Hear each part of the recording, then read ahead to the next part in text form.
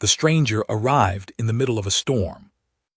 That was the first thing Yara Osai noted in her incident log, because it was the kind of detail that only matters in retrospect.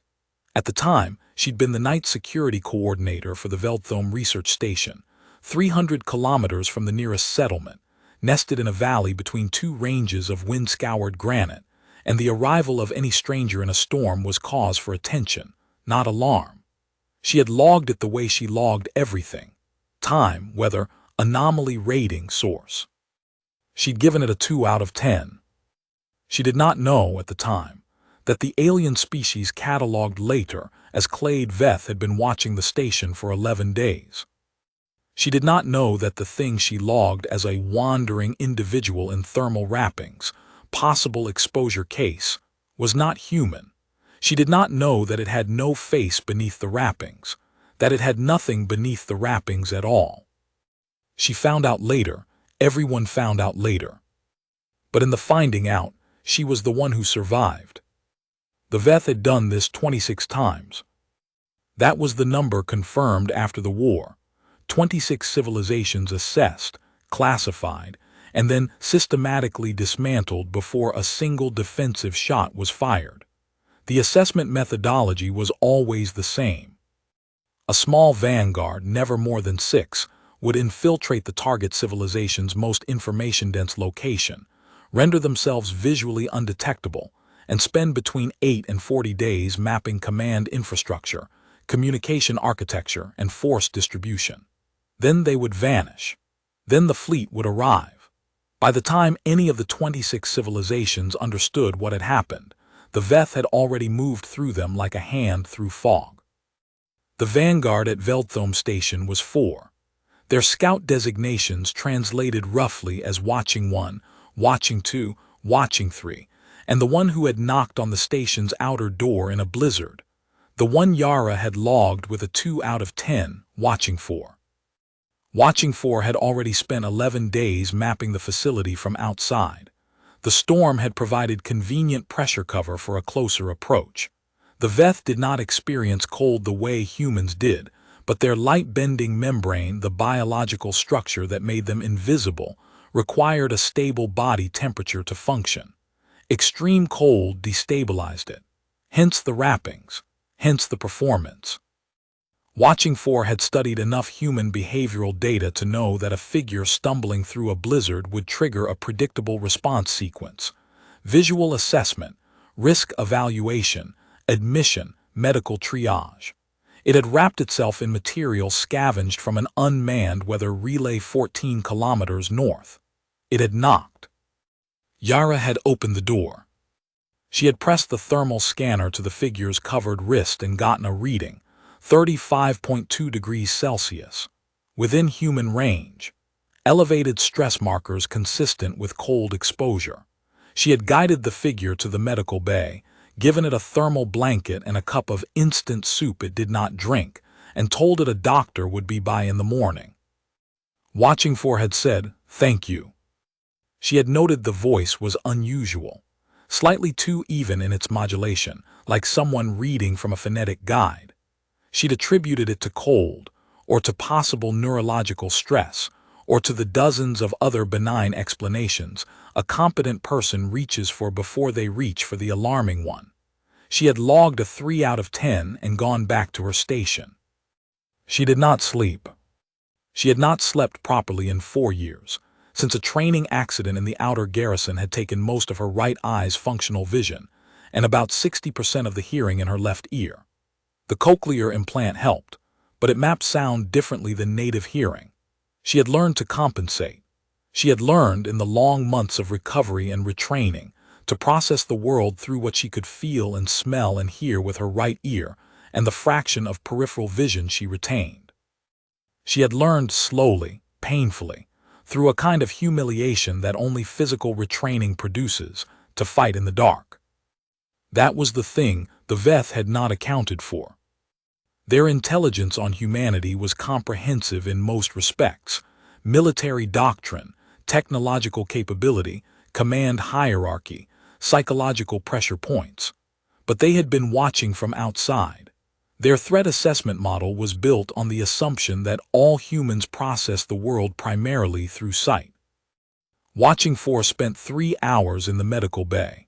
It mapped the ventilation architecture, the power routing, the emergency communications relay, and the location of the facility's main server cluster. Then, when all station personnel were in sleep cycles, it unwrapped. The thermal blanket settled to the floor. The soup cup sat undisturbed.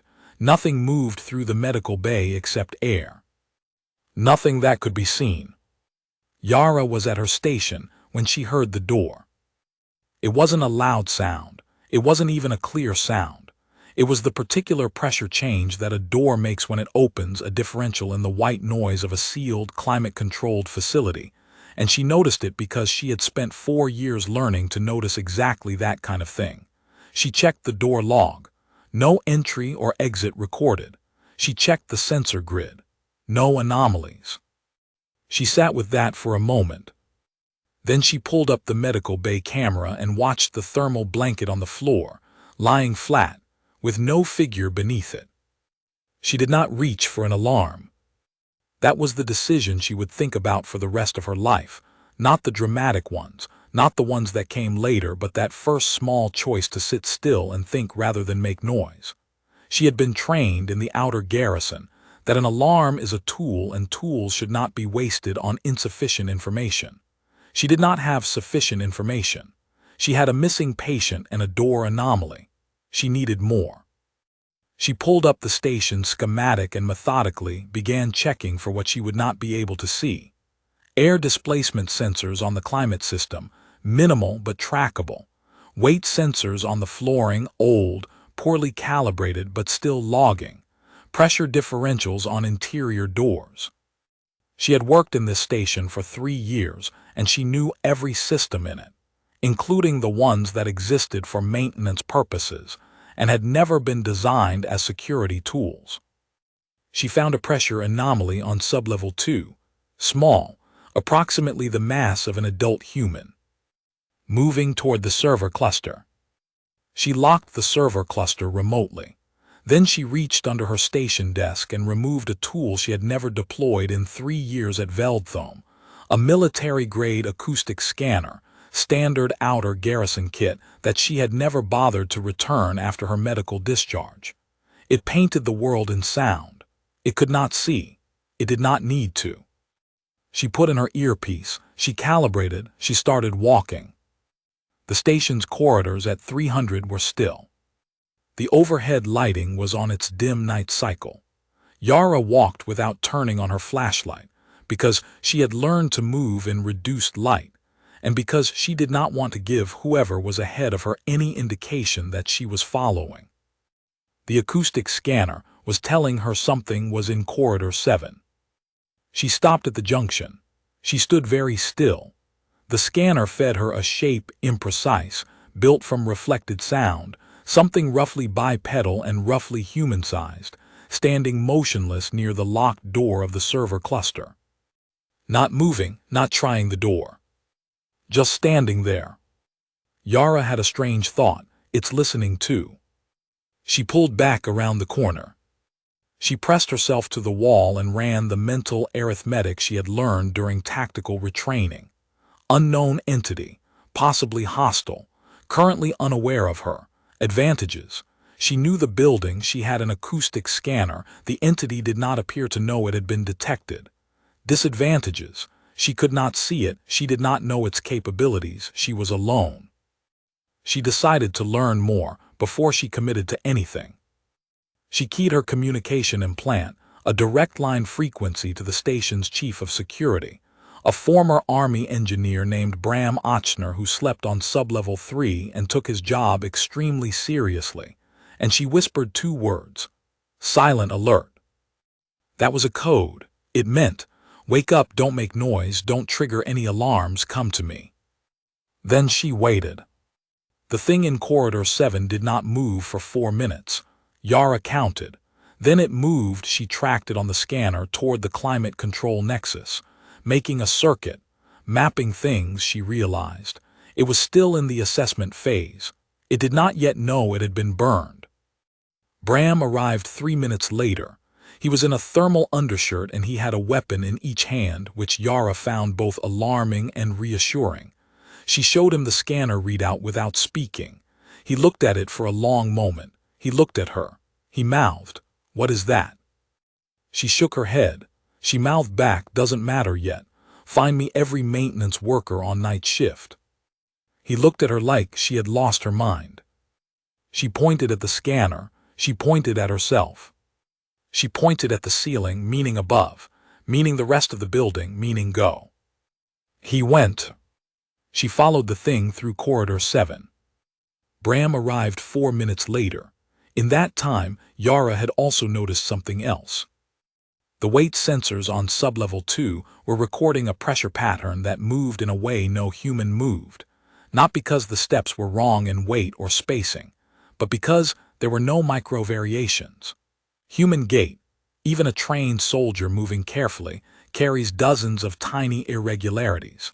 The slight rollover of a heel, the compensating pressure shift when a knee bears more load, the almost imperceptible pause before a change of direction. The sensors on sublevel 2 were logging pressure signatures that were too consistent, every step identical. Every bearing surface contacted with exactly the same force as the last. Whatever this was, it had calibrated its movement for what it thought the sensors were measuring. It had not accounted for the fact that perfect consistency was itself a signature. She noted this. She noted it because it told her something important about the entity's threat model. It was very good at mimicking the average. It was not calibrated for anomaly detection in the direction of too perfect. It was expecting to fool instruments with approximation. It had not anticipated that the instruments would be read by someone who knew what approximation looked like and could recognize that this wasn't it. That was the edge. She was going to use it carefully. The next 2 hours were unlike anything Yara had trained for, which was, she later reflected, precisely why her training helped. The first thing she did was what she had been trained to do when she couldn't trust her primary sense. She built a map. Not a visual map, a sensory map, assembled from the data she had access to. Weight sensor logs, pressure differentials, ambient sound variations, the acoustic scanner's imprecise shape data, the thermal overlay readings on metal surfaces. She pulled all of it simultaneously onto her station terminal, and she started notating a schematic of the building, marking every point where the entity had been with a timestamp and a confidence rating. By the time Bram arrived, she had a 20-minute movement history that was approximately 60% accurate. Good enough. Bram took one look at the schematic and said nothing for a long moment. Then, "You've been tracking it." "For 2 hours, yes." He studied the map. "It's been to every major system nexus. Twice, once on the initial circuit, once slower, more detailed, it's cross-referencing." He looked at her. "This is a survey." "Yes." He absorbed that. She watched his face do the thing that competent tactical thinkers' faces do when they're reorganizing their threat model, not panic, just the quiet systematic replacement of one set of assumptions with another. "How long has it been here?" "Based on the initial entry, since approximately 1:30. But based on exterior behavioral data I pulled from the perimeter sensors, the exterior unit has been on site for at least 11 days. Possibly longer if the early passive sensors weren't picking up their full signature." 11 days. "They've been watching us for almost 2 weeks. This," she indicated the map, "is the close survey. They already have the exterior layout. This is the interior access, the system's architecture, the operational patterns." She paused. "They want to know how this building works from the inside before they decide what to do with it." Bram looked at the schematic for another moment. "We have to assume they know about the emergency systems." "Yes." "So triggering any automated alarm may be exactly what they're waiting for. If their model includes the prediction that discovery triggers evacuation, an evacuation alarm confirms their assessment and gives them 6 to 8 hours before military response, during which time the station is mostly empty. She turned back to the terminal. I want them to carry uncertainty back to whatever authorized this mission. That means I need them to not be certain they have what they came for. The Outer Garrison's retraining program for sensory-impaired soldiers was not designed to prepare them for alien incursions. It was designed to keep soldiers functional in environments where sight was compromised, smoke, darkness, hostile signal jamming. The curriculum was old. Some of it went back to pre-spaceflight military theory. There was a module on tracking that Yara had found tedious at the time, taught by a retired survival instructor who smelled of pine resin and talked about hunting in boreal forests before humans had left the planet. He had spent an entire afternoon on a single concept. You don't track what you can see, you track what it displaces.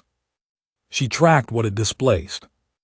Dust disturbed along a low shelf, a rack of equipment canisters where one had shifted slightly, a sensor pad on the floor that had been stepped on and released the faintest adhesion sound, a heat signature on a metal surface from a hand that had rested there moments before, not the hand, which was gone, but the warmth it had left, readable with the scanner's thermal overlay if she calibrated it right. The thing was professional, it was careful. It did not knock things over.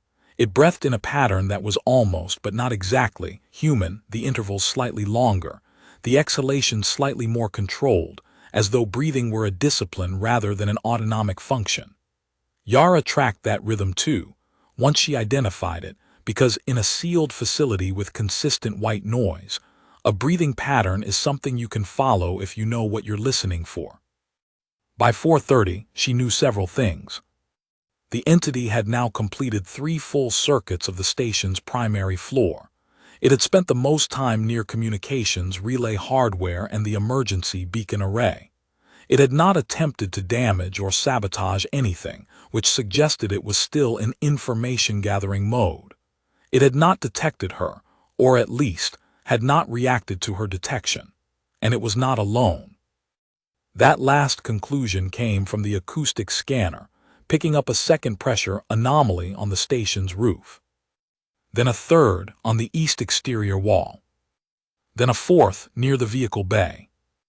Yara stood in the middle of Corridor 3 at 4:37 and felt the particular stillness that arrives just before very large decisions. 4 entities, one of them already inside, 3 more at strategic positions.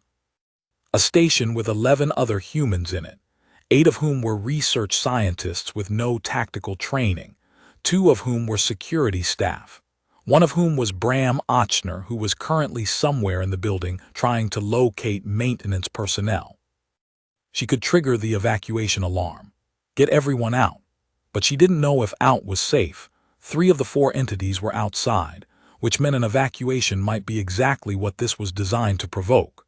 She could lock down the station, trigger the emergency distress beacon, wait for a response, but she had estimated the response time from the nearest military installation at 6 to 8 hours, and she did not know what 6 to 8 hours looked like from the entity's perspective.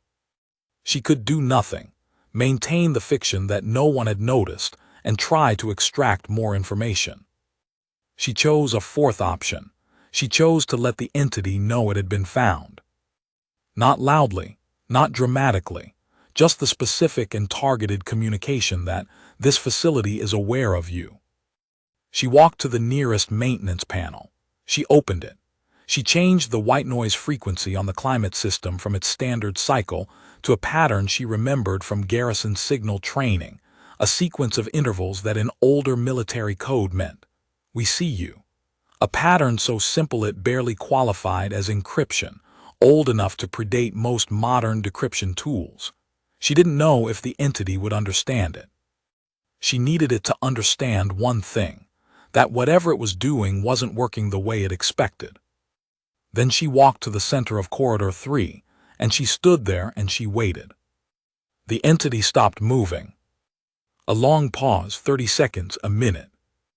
Then a sound, and this was the moment that would be studied later, in debriefings and then in xenobiological research, as the first documented instance of a Veth Vanguard member experiencing what their species called the miscalculation response, a kind of auditory signature, low, involuntary, expressing something between confusion and recalibration, the sound of a supremely confident thing being surprised. Yara heard it with her right ear and her cochlear implant, and she noted its location in corridor 3 precisely, and she made herself very still and she thought, there you are. Bram found her at 512. He had located the 3 maintenance workers on night shift, 2 in the machine room, 1 in the water reclamation lab, and quietly moved them to the emergency shelter on sublevel 4 without triggering any alarms.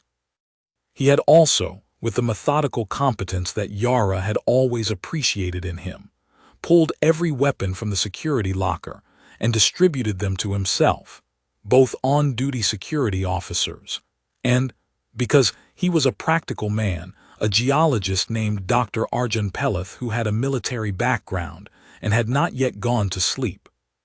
Bram took in Yara's expression and the acoustic scanner and the readings it was showing, and he said quietly, "How many?"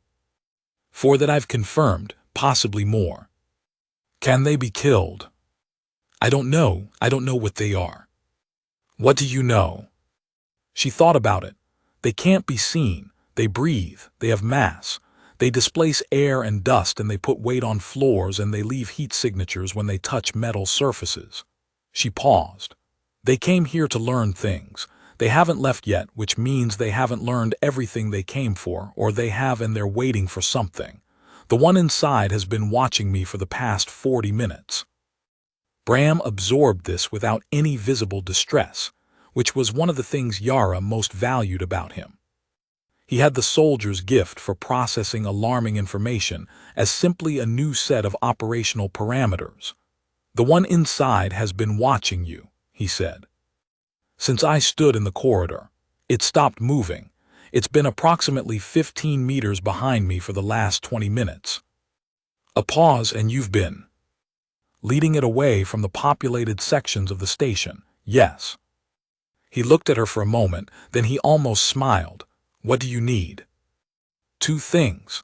I need the emergency distress beacon triggered manually from sublevel 4, not the automated array, the manual unit, so nothing external can intercept and cancel it.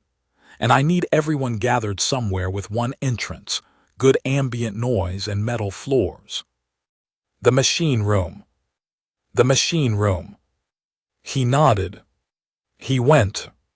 Yara turned around and addressed the empty corridor behind her.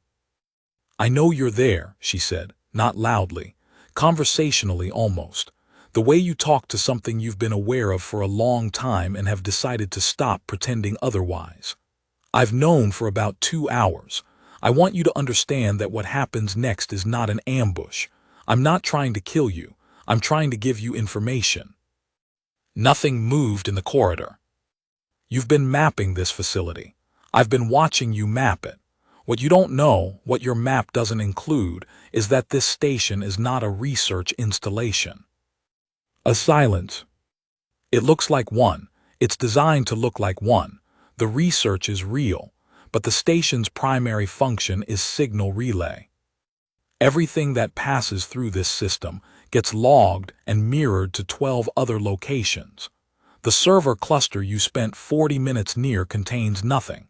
The actual data infrastructure is not in this building." This was not true. Veldthome was a research station. But Yara had spent 20 minutes reasoning about what kind of entity would invest this kind of effort in a reconnaissance operation, and she had concluded, one that was trying to gather something specific before acting on it. Something that, if it believed it had gathered incorrectly, might delay its action. She was buying time. She was buying it with the only currency available, uncertainty. Another long pause. Then the sound, low, involuntary, of the miscalculation response again. And then, for the first time, the entity spoke. "You should not be able to detect us." The voice hit her before she expected it to. She had braced for it, had been leading to it, was what she told herself later, but when it came, The actual sound of it produced a specific physical response that she recognized from the retraining program. Not fear, exactly. The physiological precursor that evolution built into the mammalian threat detection system. A half-second of complete sensory attention, the body preparing for information that might require fast action. She breathed through it. She kept her posture even. She kept walking, or rather, she kept standing still with the relaxed posture of someone who had been going to stop anyway. The voice was coming from approximately 11 meters back and 2 meters to her left. It was even in its modulation, slightly too controlled, the same quality she had noted in the medical bay, but now she could hear something else in it. Something that was not quite emotion but was the physiological precursor to it, the Veth equivalent of a sharp inhale. It was unsettled. "I know," Yara said. "Most people can't. I'm not most people." Another pause, longer this time. She imagined it, the entity, invisible, standing in a corridor it had believed it owned, recalibrating. There was something almost satisfying about that. Almost. "How long?" the voice said. "Since the door, I noticed the pressure differential. After that, about 2 hours of tracking." 2 hours. It said this the way you repeat a figure that doesn't match your model, not disbelieving but re-examining. "You made no alarm." "No. You did not warn your colleagues." "I warned one, carefully so you wouldn't detect the communication." A silence. She counted 6 seconds. "Why?" "Because an alarm doesn't help me. An alarm tells you that you've been found, and the moment you know you've been found, you either abort or you escalate. Either one gives you information and takes it from me. I didn't want you to have information. I wanted to gather as much as I could before you knew the balance had shifted. And now you have chosen to inform us that the balance has shifted. Now I have enough. And I wanted you to have something too." A longer silence. 8 seconds. 10. She heard the breathing pattern, those 2 regular intervals, slightly longer than human, and she tracked it, and she calculated the position to within about 2 meters, and she let herself note the position and then let herself not act on it. She was not trying to capture or corner the thing in the corridor. She was trying to have a conversation with it. There was a difference, and the difference required that she not lunge at every tactical advantage. "What did you want me to have?" it said. "A reason to think your assessment is incomplete." What happened in the next 4 hours was the thing that made the Veldthome incident historically significant. Not a battle, not a last stand, not a dramatic tactical victory, but a conversation. It started because the Veth entity in Corridor 3 had encountered something its assessment model did not have a category for. A human who was not frightened. Not performing confidence over fear, which was a psychological state the Veth had encountered before and had accurate models for, but actually, genuinely, metabolically not afraid. Yara's biometrics, which the entity was reading passively through ambient sensors it had placed during its circuits of the facility, showed the steady regulated profile of someone engaged in a complex problem. Not fight or flight, not suppression, just focus. The Veth assessment model was built on the assumption that a discovered infiltrator triggered a specific human behavioral cascade. Discovery led to alarm, led to mobilization, led to tactical response. The model was accurate for 24 of the 26 civilizations they had assessed.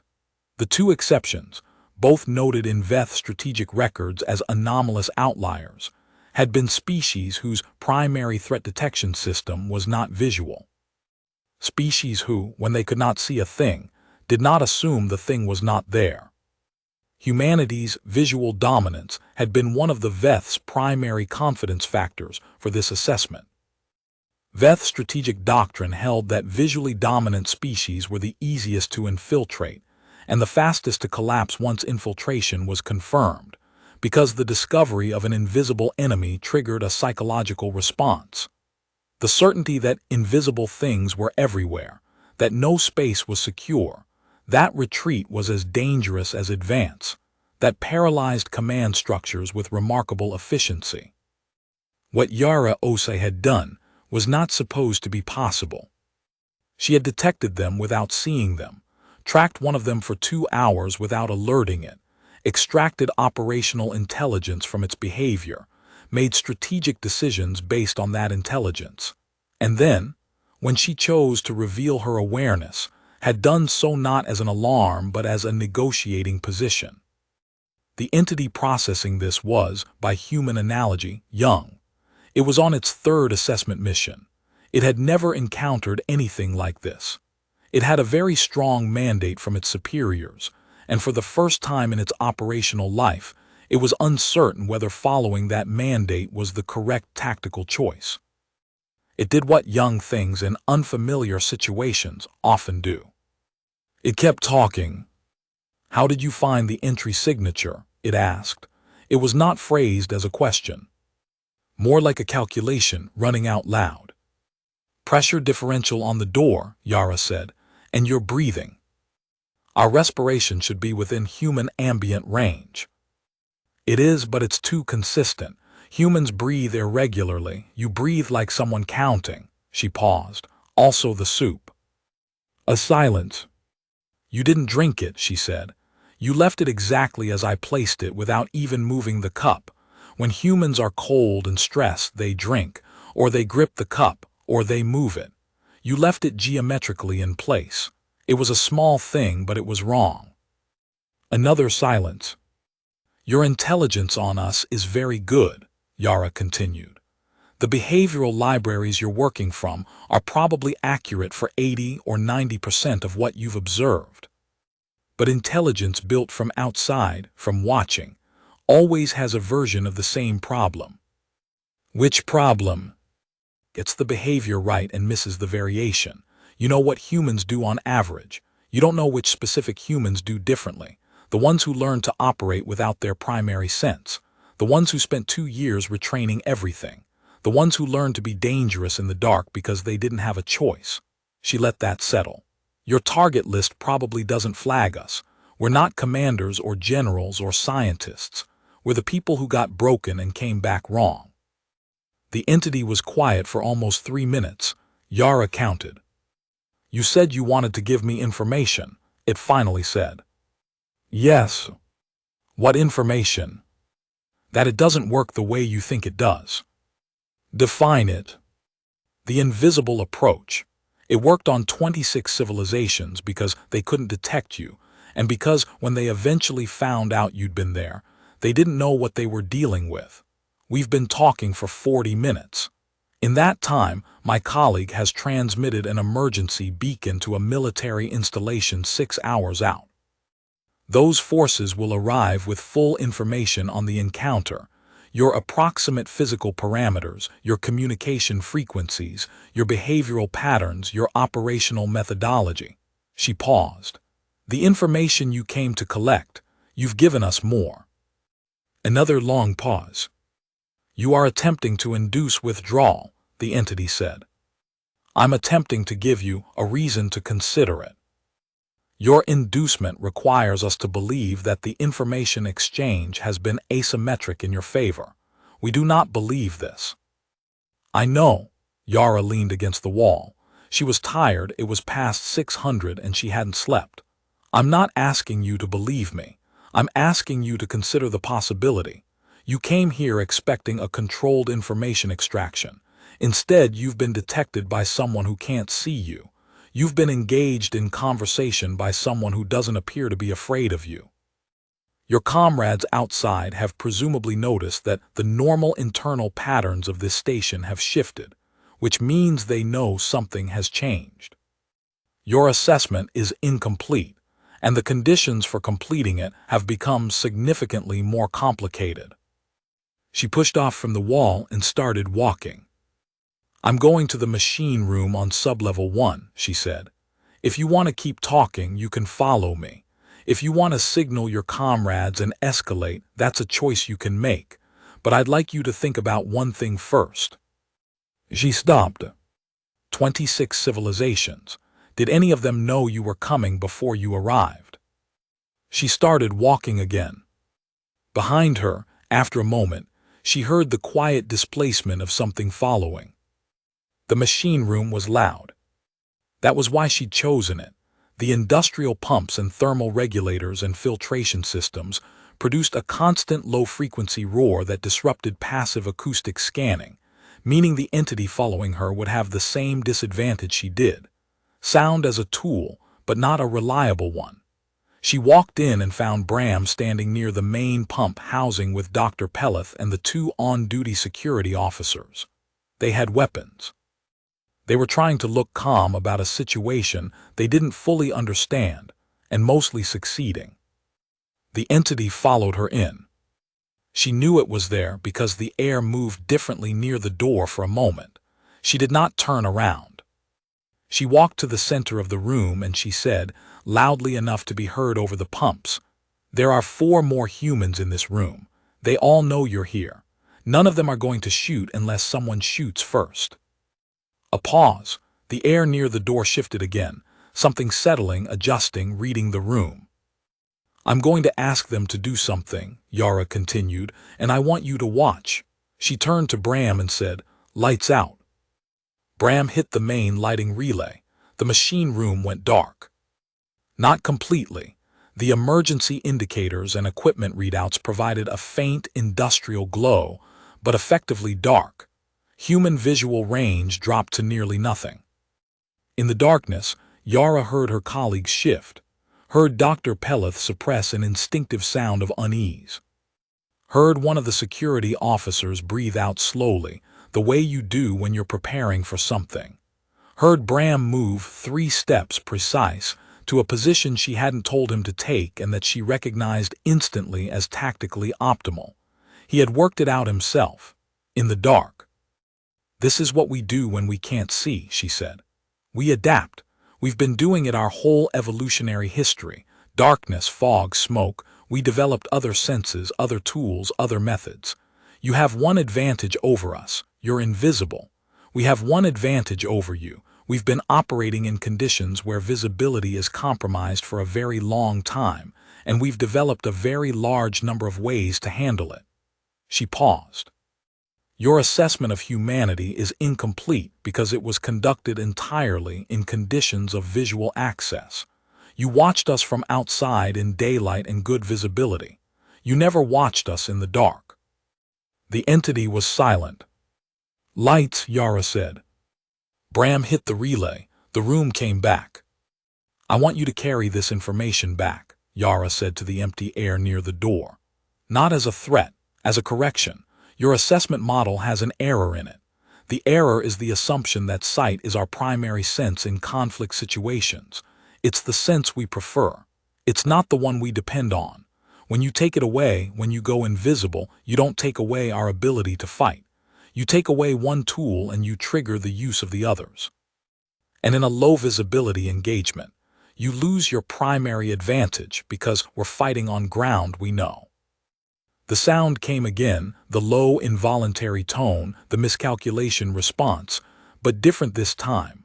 Less sharp, more sustained, like something recalculating at length rather than reacting to a single surprise. "You are making an argument for non-engagement," the entity said.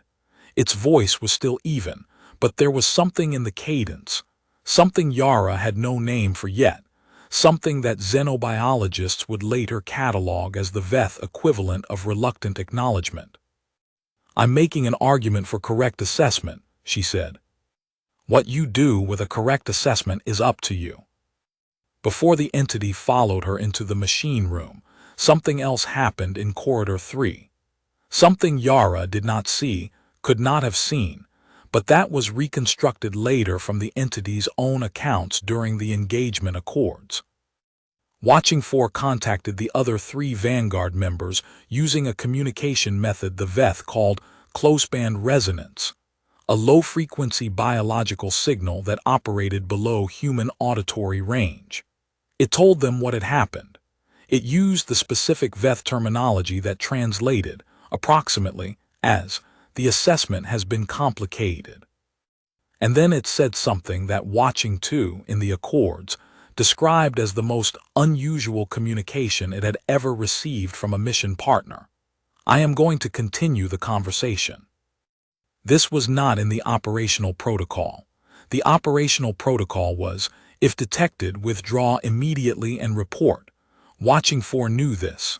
It chose, for the first time in its operational career, to deviate from it, not because it had been threatened, not because withdrawal was blocked, because it had encountered something it did not have a model for, and its assessment training, which the Veth took as seriously as their infiltration training, told it that deviating from protocol to gather more data was sometimes the more accurate choice. Watching 2 had responded, "That is a protocol deviation." Watching 4 had responded, "I know, I'm doing it anyway." In Veth operational culture, this was roughly equivalent to a soldier stopping mid-engagement to ask the enemy a question. It was not unheard of. The Veth had done it twice in their 26 prior assessments, in both cases because a complication had arisen that the protocol did not address. Both times it had proven the correct choice. Both times, additional information gathered in the deviation had prevented a strategic error. The entity that followed Yara Osai into the machine room was one that had decided, on its own assessment, that she was worth listening to. That was a human quality too, though neither of them said so. The Veth Vanguard withdrew at 8:21. Yara tracked all 4 of them on the acoustic scanner, the one from inside the building, the 2 from the exterior walls, the one from the vehicle bay, converging on a point approximately 2 kilometers north of the station, and then, over a period of about 6 minutes, departing. She tracked the departures through atmospheric pressure readings as long as she could and then lost them. She filed her incident report at 900. She included everything: the detection method, the conversation transcripts, her operational decisions, the entity's physiological responses. She flagged it for military intelligence and marked it as highest priority, confirmed non-human contact. She estimated response time from the nearest installation at 6 hours. She was wrong. The manual beacon she'd sent had been received as a Category 1 emergency, and the response time was 4 hours and 12 minutes after Yara filed her report. The first military unit arrived at Veldthome Station. They found 11 researchers in the emergency shelter, 2 security officers on watch at the perimeter, 1 former Army engineer methodically cataloging everything he'd observed, and Yara Osai sitting at her station drinking coffee and finishing a secondary analysis of the acoustic scanner data. The officer leading the response unit was a general named Maida Reyes, a veteran of 3 alien contact situations, none of them anything like this, who had read the beacon transmission in transit and spent 4 hours thinking about what she was going to find and had not come close. She walked into the station, took in the situation, and went directly to Yara. "You talked to it," she said. "For about 40 minutes, yes." "And it left." The Vanguard withdrew. That's not the same as the threat withdrawing. Whatever fleet or force they were assessing for is still out there.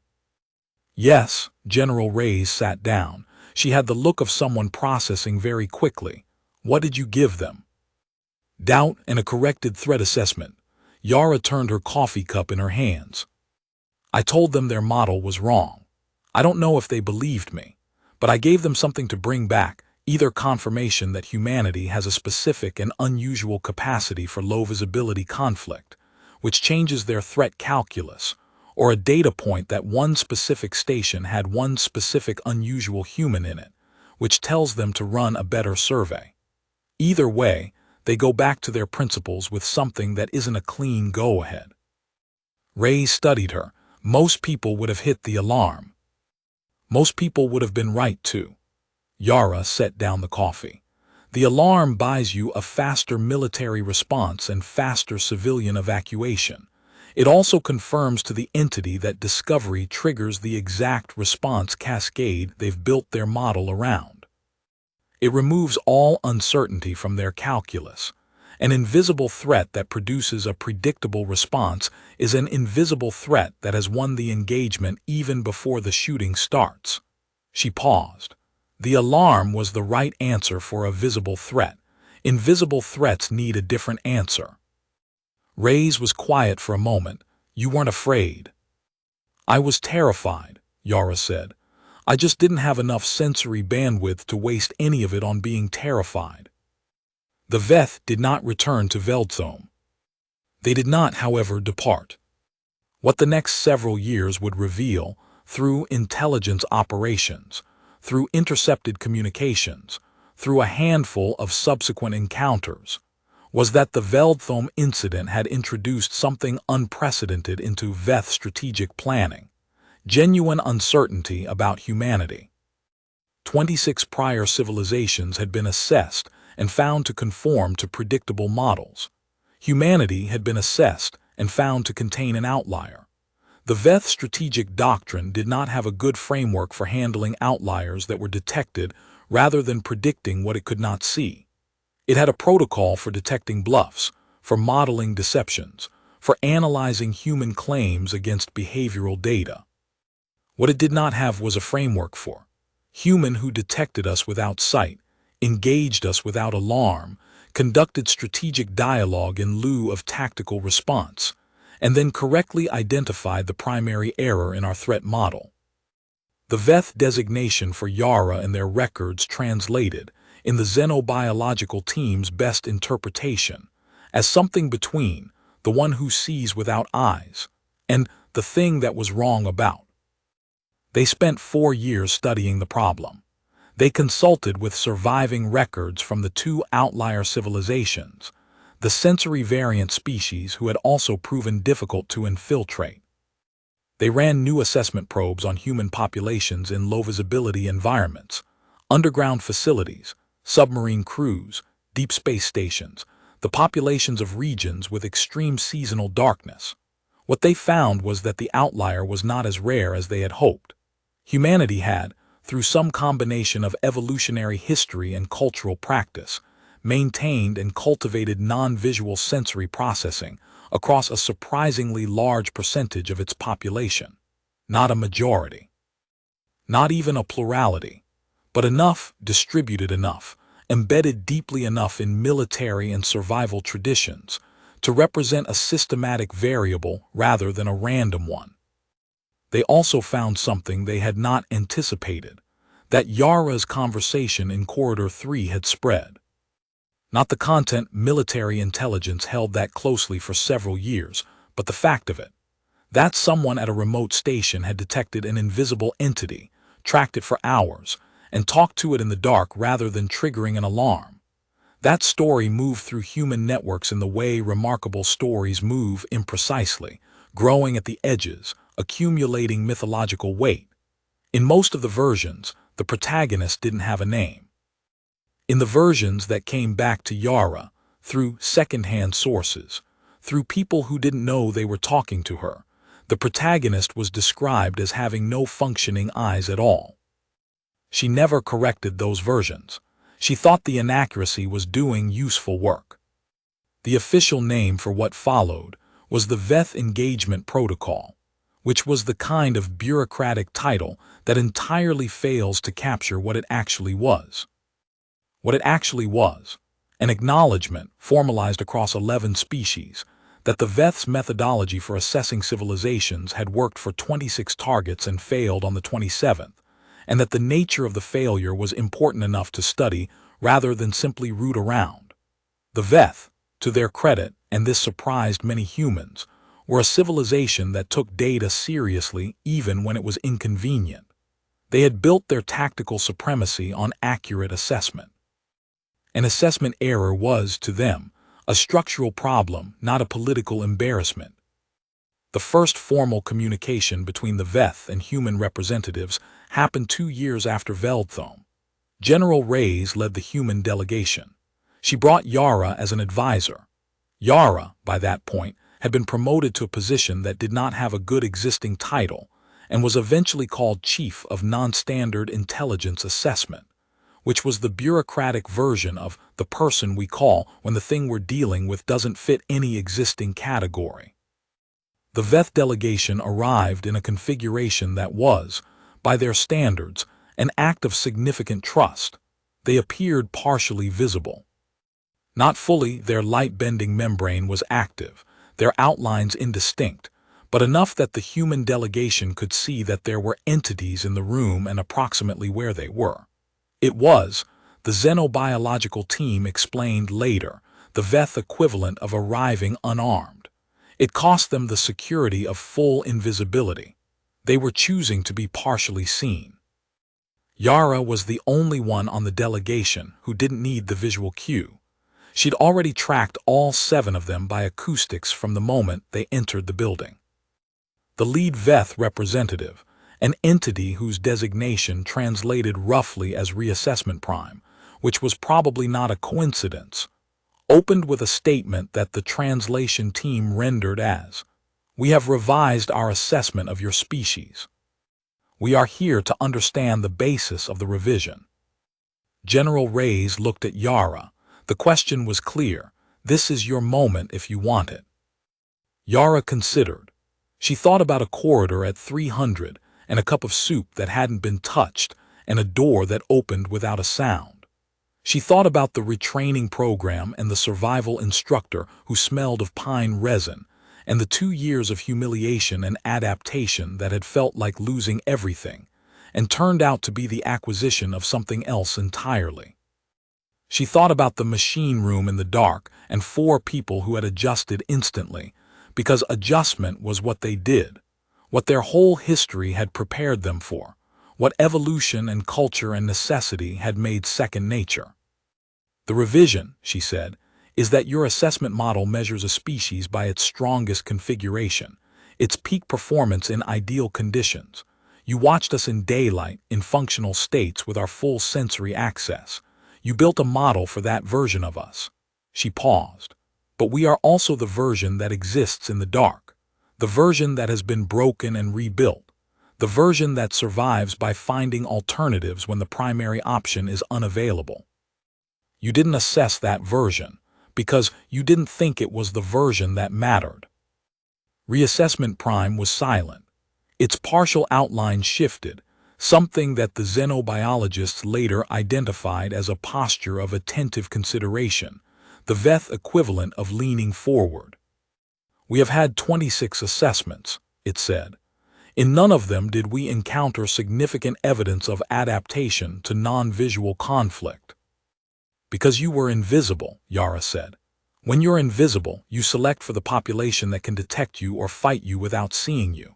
Most civilizations don't have that population in numbers that matter. We do. Not because we're better, because we had a history that kept producing situations where we had to operate without sight, and we built institutions and training and culture around the people who came out of those situations, the ones who came back wrong." She almost smiled. "We made them a resource." Another silence, longer this time.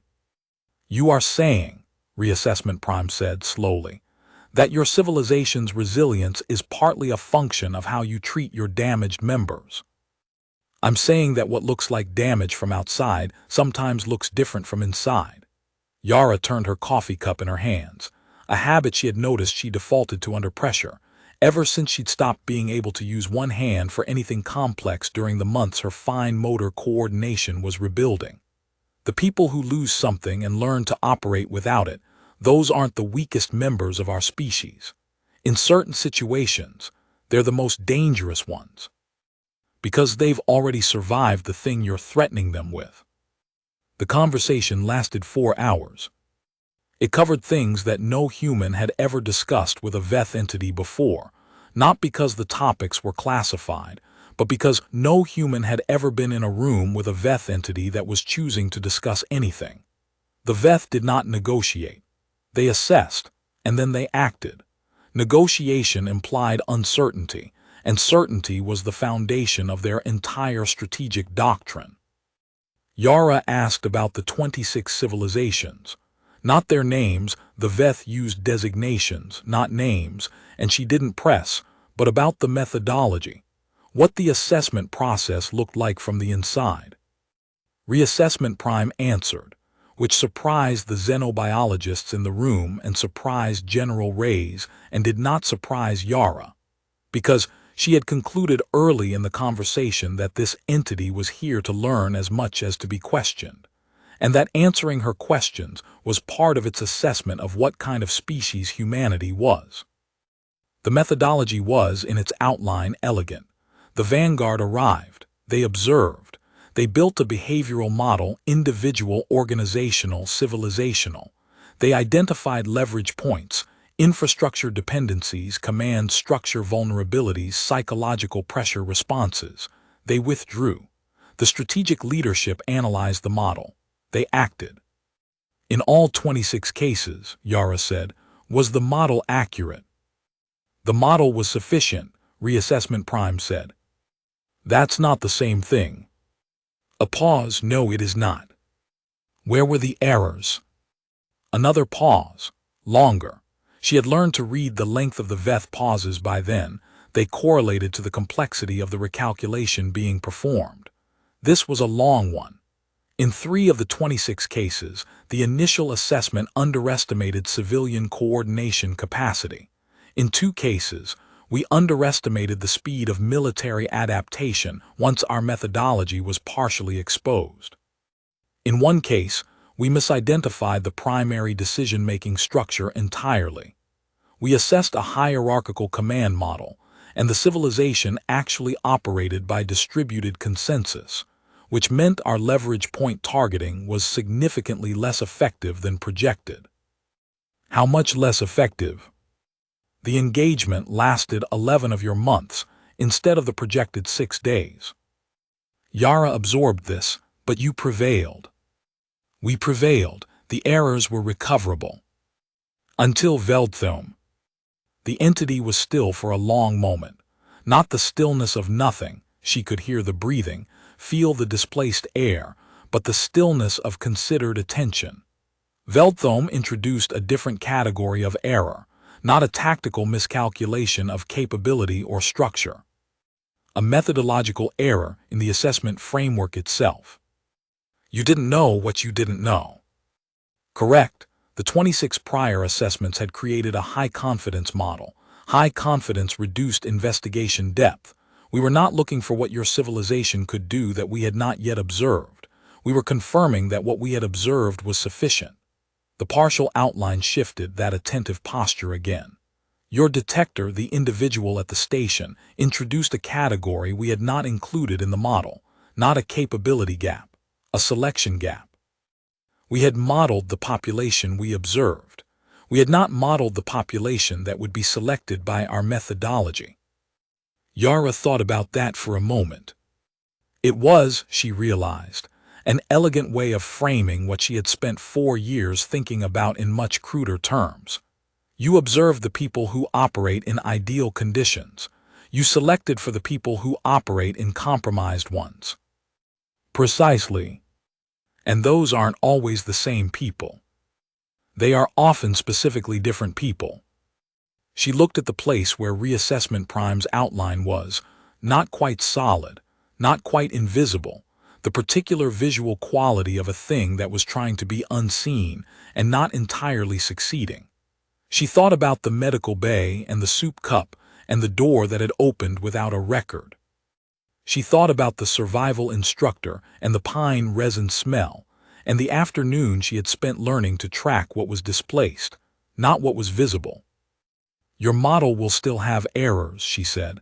After all of this, even if you rebuild it completely, it will still have errors. All models have errors. The question is whether you can tolerate the ones yours has. A very long pause. That, Reassessment Prime said, is precisely what we are here to determine. When it ended, there was no formal agreement. Those took another 2 years, and several more meetings, and a great deal of work from people much better at diplomacy than Yara. But something had shifted. She could hear it in the quality of the silences. The Veth were a species that processed information carefully and revised their models when the models were wrong. They were revising. Walking out of the building afterward, General Reyes said to her, "You know what you did in there." Had a conversation. You made them uncertain, again, about a different thing. Reyes looked at her sideways. You have a talent for that. I spent 2 years learning to function in conditions where certainty wasn't available, Yara said. You get comfortable with it. Uncertainty is just the state you're in when you don't have enough information yet. It's not a threat. It's an invitation to collect more data. Reyes shook her head, the way people had been shaking their heads at Yara for most of her adult life. Is there anything you're afraid of? Yara thought about the medical bay, the blanket on the floor, the cup of soup geometrically undisturbed. The moment she'd looked at the camera footage and understood that something was in her building that she could not see, and that she was the only one who knew, and that everything that happened next was entirely up to her. Plenty of things, she said. I just don't let the fear take up space that I need for thinking. The Veth did not invade. There were people over the subsequent years who attributed this to the diplomatic process, or to the military buildup that accompanied it, or to the intelligence advantages that the Veldthome recordings provided. All of those things were real factors. But in the Veth's own records, portions of which were eventually shared as part of the engagement accords, the primary notation for the period following Veldthome was simpler.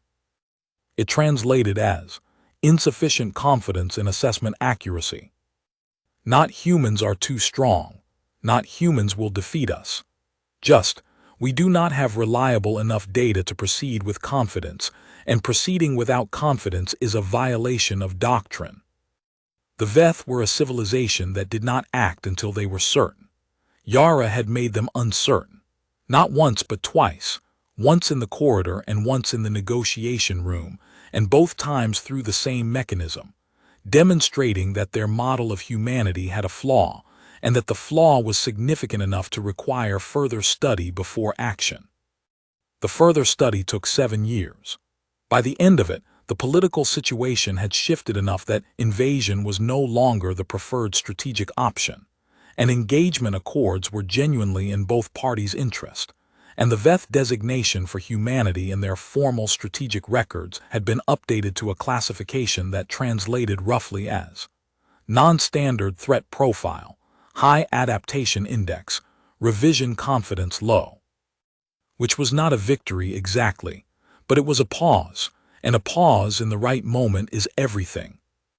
Yara retired from active advisory service 12 years after Veldthome. At her retirement event, held at the station, which had been quietly decommissioned and repurposed as a historical site by that point, she stood in the machine room, and someone asked her what she remembered most about that first night. She thought about it for a long moment. The soup, she said. Everyone in the room laughed, because by then the soup was famous. It had appeared in 3 documentary films and an unauthorized stage production that Yara had not seen, but had been told, was surprisingly accurate about the cup placement. But she meant it differently than they took it. She had been thinking about the entity in the medical bay, sitting in a human chair, wrapped in a thermal blanket, holding a cup of instant soup that it did not know how to drink, and that it had left exactly where she placed it because it did not know what humans did with cups of soup when they were cold and stressed. She had been thinking about how much effort that entity had put into appearing human, the wrappings, the thermal signature, the 2 words it had said at the door, and how the effort had failed not because of anything dramatic, but because of one small wrong detail in an otherwise meticulous performance. She had been thinking about how intelligence, even very good intelligence, always has an edge where it becomes inference, and inference becomes assumption, and assumption becomes the thing you didn't bother to check because you were certain you already knew. She had been thinking that the entity, in some way she found harder to articulate with every passing year, had not been so different from her. Something operating in conditions that were slightly wrong for it. Something maintaining a performance that required careful management. Something that, when it was finally encountered by something that could perceive it accurately, had done the same thing she did when her primary sense failed and left her in the dark. It had adapted, it had recalculated, it had kept going. She had respected that even then. In the corridor at 300, tracking a breath pattern through a sealed building, she had felt something that wasn't quite sympathy and wasn't quite kinship, but was somewhere in that territory.